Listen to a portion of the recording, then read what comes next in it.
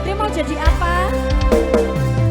Ngobrol ra ono entek ning awake tetes sembeng sing ngancani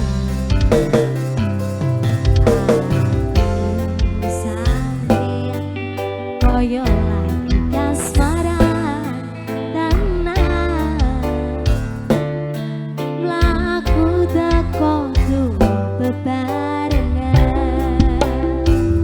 matur nuwun wis ngancani aku selama iki wis iso saling berdua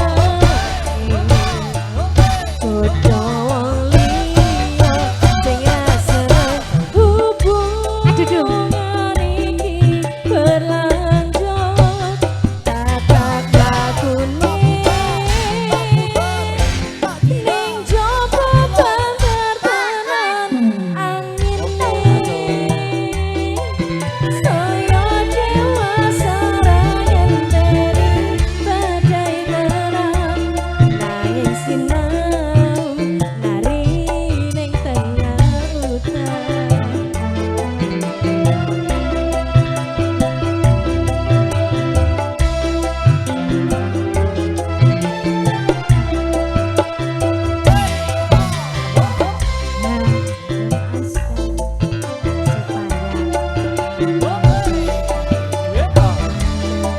Saliro yen rupeto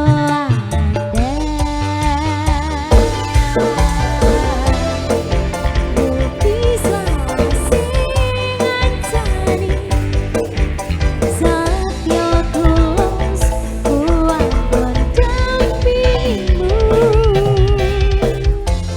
beda rogo kande tresno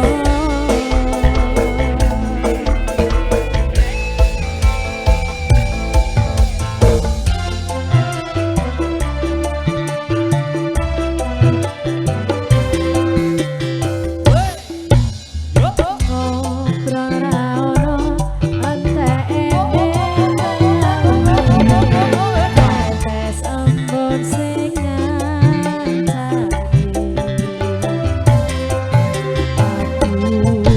sampeyan koyo asmaran tenan aku teko tuwa bebarengan Siapa dong? tersuwun wis ngancani aku selama ini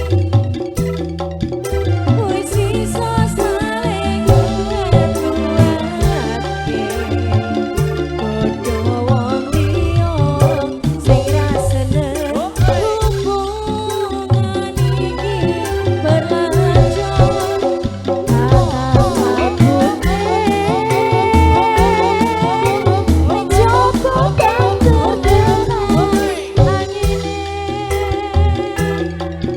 saya dewasa ngenteni badai terang nanging sinau nari ning tengah dalan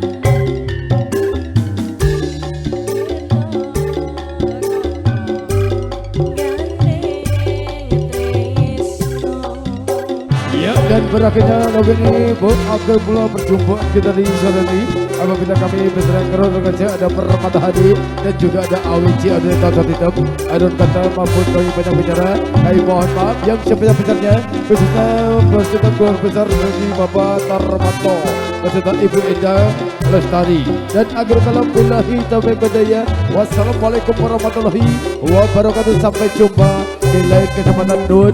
Salam budaya, budaya, budaya, budaya.